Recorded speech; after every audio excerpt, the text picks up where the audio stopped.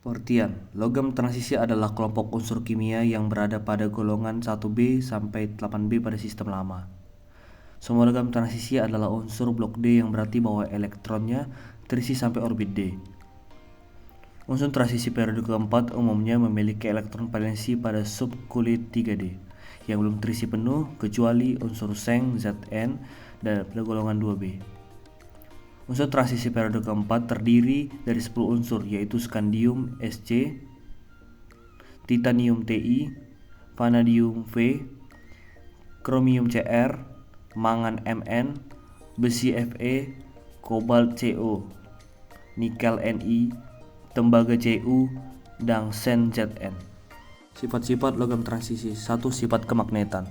Adanya elektron yang tidak berpasangan pada subkulit D menyebabkan unsur-unsur transisi bersifat paramagnetik, sedikit ditarik ke dalam medan magnet. Makin banyak elektron tidak berpasangan, maka makin kuat pula sifat paramagnetnya. 2. Sifat logam. Semua unsur transisi periode keempat bersifat logam. Harga energi ionisasi yang relatif rendah, kecuali Zn yang agak tinggi, sehingga mudah membentuk ion positif. Demikian pula harga titik didih dan titik lelehnya relatif tinggi, kecuali Zn yang membentuk titik didih dan titik leleh relatif rendah. 3. Ion-ion berwarna khas. Senyawa unsur transisi, kecuali skandium dan Zn, memberikan bermacam warna baik padatan maupun larutannya.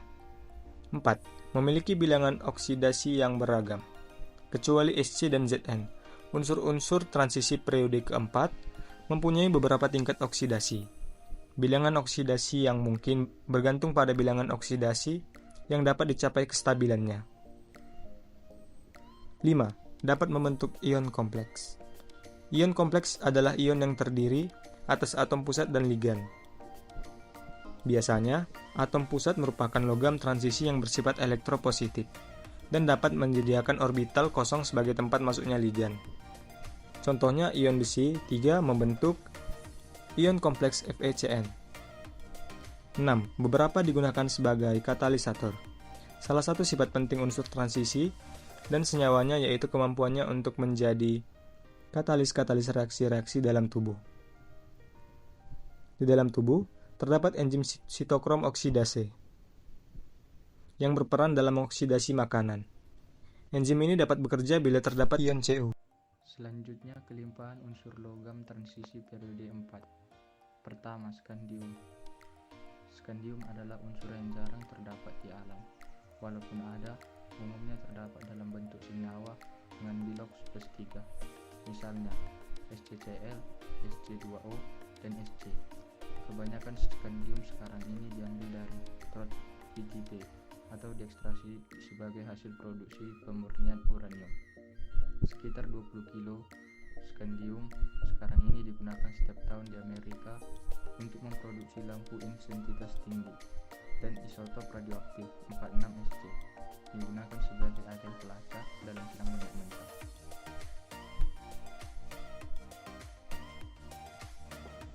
Dua, titanium. Titanium merupakan logam ke-9 terbanyak, meliputi 0,6% kerak bumi. Tak heran bila akhirnya titanium banyak digunakan pada produksi berbagai produk konsumen. Misalnya, titanium sering digunakan untuk aplikasi yang memerlukan material yang kuat, namun ringan, seperti struktur bangunan, jembatan, dan konstruksi kendaraan. 3. Vanadium. Vanadium merupakan unsur yang cukup banyak. Terdapat 0,2% kerak bumi dan ditemukan pada beberapa macam biji. Salah satu biji yang penting secara komersil ialah V2S5. Kekuatan paduan baja vanadium berarti bahwa baja tersebut sangat cocok untuk pembuatan peralatan AS, batang piston, dan sebagai gelagar dalam konstruksi. 4. Kromium. Kromium merupakan logam keras berwarna putih. Ditemukan di alam sebagai biji krom besi, yaitu kromit atau VeCr2O2 yang banyak ditemukan di Sumatera Barat, Sumatera Utara, Kalimantan Barat, Kalimantan Selatan, Sulawesi Selatan, dan Papua. Penggunaan utama kromium dalam industri sebagai paduan logam seperti stainless steel dan pelapisan keramik. Yang kelima, mangan. Mangan berupa logam yang keras dan rapuh. Biji mangan yang utama adalah pirolusit. MNO, potensi mangan terdapat di Pulau Sumatera, Kepulauan Riau, Pulau Jawa, Pulau Kalimantan, Pulau Sulawesi, Nusa Tenggara, Maluku, dan Papua. Fungsi lain dari mangan adalah untuk meningkatkan kekerasan baja. Baja yang mengandung Mn dengan proporsi besar bersifat sangat keras dan tahan lama. 6. Besi. Ferum atau besi adalah logam yang paling murah di antara logam-logam yang dikenal oleh manusia. Besi berwarna putih, cukup lunak, dan bersifat magnetik. Besi berada di alam sebagai biji besi. Biji utamanya hematit FeO, limotit HFeO, siderit FeCO, pirit Fes, dan ilmenit FeTiO. Biji besi terbesar di daerah Kalimantan Barat, Sumatera Barat, Sumatera Selatan, dan Sulawesi Tengah. Manfaat besi dalam kehidupan sehari-hari seperti alat dan perkakas, peralatan rumah tangga, dan transportasi. 7. Kobalt. Walaupun kobalt relatif jarang terdapat di alam, tetapi dapat ditemukan dalam biji smaltit atau CoAs dan kobaltit atau CoASs dalam kadar yang memadai jika diproduksi secara ekonomis. Kobalt digunakan untuk membuat baja dan dapat ditemukan di banyak bahan lain, termasuk keramik, semen, cat barang, dan produk lainnya. Kelimpahan nikel dalam kulit bumi berada pada peringkat ke-24. Terdapat dalam biji-biji bersama-sama dengan arsen, antimon, dan belerang. Nikel sering digunakan dalam pembuatan peralatan dapur seperti wajan, sendok garpu, pemanggang roti, dan alat-alat masak lainnya karena sifatnya yang tahan terhadap goresan dan tahan terhadap panas. Kuprum. Kuprum atau tembaga merupakan logam transisi berwarna merah coklat, berupa logam lunak tetapi kuat. Ditemukan di alam pada batuan tertentu. Senyawaan tembaga antara lain pirit tembaga atau CuFe dan malasit CuCO, Cu atau OH. Potensi tembaga terbesar di Indonesia terdapat di Papua, Jawa Barat, Sulawesi Utara, dan Sulawesi Selatan. Tembaga atau cuprum memiliki banyak kegunaan, di antaranya konduktor panas dan listrik.